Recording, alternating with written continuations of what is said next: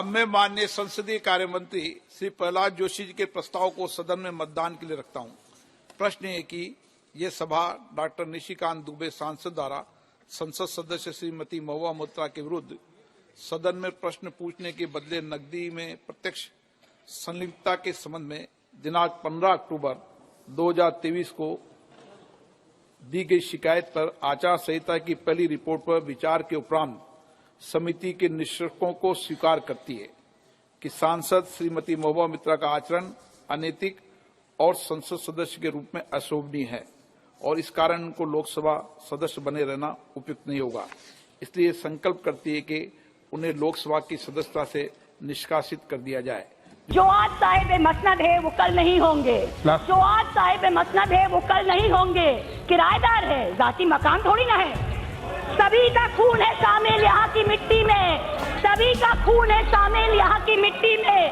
किसी के बाप का हिंदुस्तान थोड़ी है। आप देख रहे हैं आपकी आवाज 110। सलाम, नमस्कार, सत श्री अकाल। आज और हर दौर में सबसे बड़ी ताकत के रूप में जानी जाती है वो है आवाज। आवाज दुनिया में सबसे बड़ी ताकत है। इस आवाज को दबाने के लिए, इस सच की आवाज को दबाने के लिए बहुत से तरीके दुनिया में अपनाए गए। कभी इसे पैसे के बल पर खरीदा गया, कभी ताकत के बल पर इसे दबाया गया, लेकिन जो सच की आवाज होती है वो कभी नहीं दबती, कभी नहीं झुकती, ना कभी बिकती है। ये आवाज आपकी आवाज है, ना कभी झुकेगी, ना कभी बिकेगी। जब तक जान में जान है, ये आवाज, सच की आवाज लोगों के सर पर चढ़कर बोलती रहेगी। आज भी आवाज को खरीदने के लिए तरह तरह के हथकंडे अपनाए जा रहे हैं। जो आवाज नहीं बिकती है उसे तोड़ देने की कोशिश की जाती है। आज महुआ मोइत्रा की सदस्यता लोकसभा में समाप्त कर दी गई।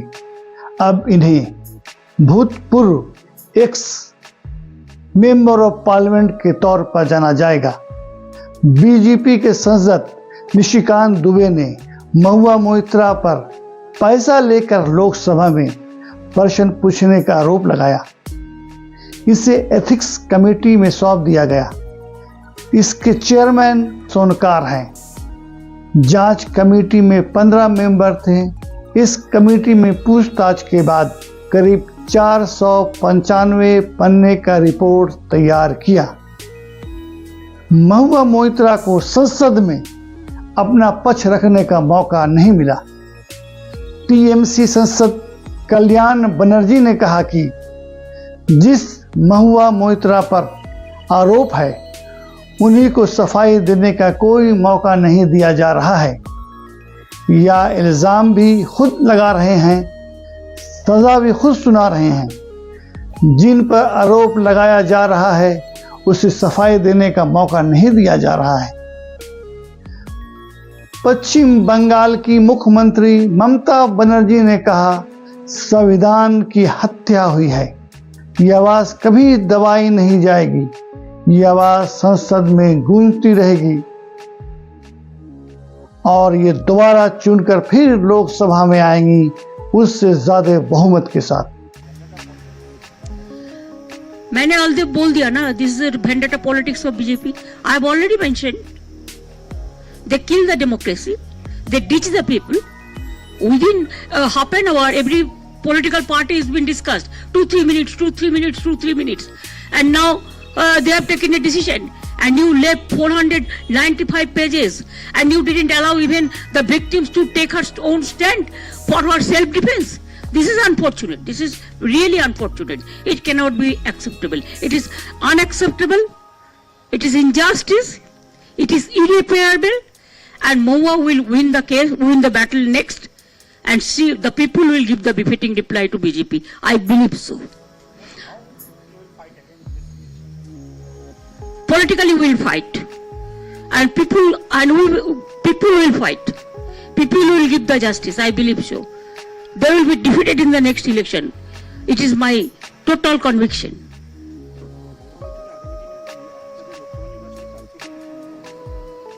না হওয়ার তো কোনো কারণ এখনো পর্যন্ত দেখছি না। আর তাছাড়াও তো কোকো পার্টি প্রেসিডেন্ট করা হয়েছে কৃষ্ণনগর ডিস্ট্রিক্টে। আর তাছাড়া পার্টি তো ওর পেছনে দাঁড়িয়েছে, আর ও ধনী ভোটে হয়েছে। The vote is not recorded there. হাত তুলে ভোট আর কি, চেঁচিয়ে ভোট আর কি, কোন রকম স্কোপ না দিয়ে। This will be also recorded, because I know parliament very well then anybody else. Dhoni vote का मतलब क्या होता है? जस्ट पास कर दिया, पास पास पास पास पास पास। महुआ मोइत्रा बहुत काबिल पढ़ी लिखी मेंबर ऑफ पार्लियामेंट एमपी थी। इनकी आवाज लोगों के कलेजों में दहशत बनकर गूंजती थी। जब ये संसद में गरजती थी तो लोग दहल जाते थे। ये अमेरिका में पढ़ी, लंदन में नौकरी की और पश्चिम बंगाल में राजनीति। वो बैंकर थी।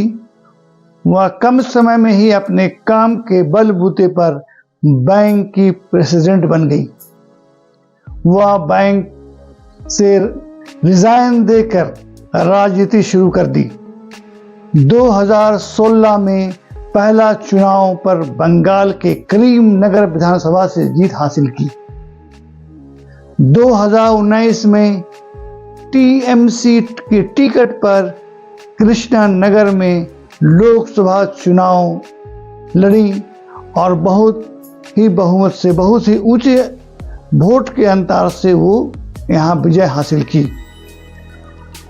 जीत कर संसद पहुंची। आप और उनके बोलने, उनके रहने, उनके अंदाज, उनकी इस स्मार्टनेस, उनकी इस जबरदस्त इंग्लिश, इनके स्टाइल, इनके चश्मा लगाने का अंदाज, इनके बैग लेके चलने का अंदाज विवादों में घिरी रही, क्योंकि ये देश पुरुष प्रधान देश माना जाता है। ऐसे में तेज तर्रार महिला को यहाँ के पुरुष पसंद नहीं करते हैं। इस हाजिर जवाब महिला को लोगों ने पसंद नहीं किया। इसे सीधे संसद में जाने से रोकना मुमकिन ही नहीं, नामुमकिन था। तो इसे इस रोकने के लिए दूसरा तरीका अपनाया गया। पिछले दरवाजे से संसद से बाहर निकाल दिया गया। इस पर इल्जाम है कि ये एक बिजनेसमैन हीरानंदानी से पैसा लेकर संसद में अडानी के खिलाफ सवाल उठाया। Talk about the most famous person in India today. Unfortunately for this house, it is not the Honorable Prime Minister. It is a man whose name starts with an A and ends with an I. And no, it is not Adani. For the purposes of this speech, let me just call him Mr. A and his group, the A Company.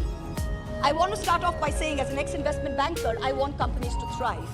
But I want honest, hard-working Indian companies to strive and not trapeze artists, as an MP colleague of mine likes to say. I am walking on my Kartavya path by having the courage, in spite of all of you shouting, to speak about what I'm going to speak. Every word I utter is going to be an oblation, an offering of truth into my Mahayagna of nation building. Mahua Moitra ने लोकसभा से निष्कासन पर कहा, cash या gift किसी तरह का कोई भी सबूत नहीं मिला और कंगारू कोर्ट ने बिना सबूत के मुझे सजा दी। And there is no evidence of any cash, of any gifts anywhere. This Lok Sabha has also seen the weaponization of a parliamentary committee. Ironically, the ethics committee, which was set up to serve as a moral compass for members. Instead, it has been abused egregiously today to do exactly what it was never meant to do, which is to bulldoze the opposition and become another weapon to thokdo us into submission. This committee and this report has broken every rule in the book. In essence, you are finding me guilty of breaching a code of ethics that does not exist. The committee is punishing me for engaging in a practice that is routine, accepted, and encouraged in the House. The findings are based solely on the written testimonies of two private citizens whose versions contradict each other in material terms, none of whom I was allowed to cross-examine. One of the two private citizens is my estranged partner who, with malified intention, masqueraded as a common citizen in front of the committee. The two testimonies have been used to hang me. They're at polar opposites to each other. The complainant says I accepted cash in consideration from a businessman to ask questions in furtherance of his commercial interests. But the businessman's suo motu affidavit says I pressurized him into uploading questions to further my agenda. The two are at polar opposites. The ethics committee, without getting to the root of this, has decided to hang me. It refused to summon the businessman to orally testify, and there is no evidence of any cash, of any gifts anywhere. The recommendation of expulsion is based solely on the ground that I have shared my Loksabha portal login. There are no rules whatsoever to govern the sharing of logins. As the hearing of the ethics committee demonstrates, all of us MPs are conveyor belts to get questions from the public, from citizens, and to voice that in Parliament. What is important is that if this Modi government thought that by shutting me up, they are going to do away with the Adani issue, let me tell you this, that this kangaroo court has only shown to the all of India that the haste and the abuse of due process you have used demonstrates how important Mr. Adani is to you, and to what length you will go to harass a single woman MP into shutting her into submission. Tomorrow the CBI will be sent to my house. I'm sure they will harass me for the next 6 months. But I would like to ask, what about the 13,000 crore coal scam of Mr. Adani that the CBI and the ED have not found place to look at? You tell me I have compromised national security with a login portal? Mr. Adani is buying all our ports, all our airports, and his shareholders are foreign professional investors, and the Ministry of Home Affairs is giving them clearance to buy all our infrastructure. Baspa सांसद दानिश अली का इसी संसद में धर्म के नाम पर क्या क्या नहीं कहा गया, लेकिन अभी तक कोई फैसला नहीं आया।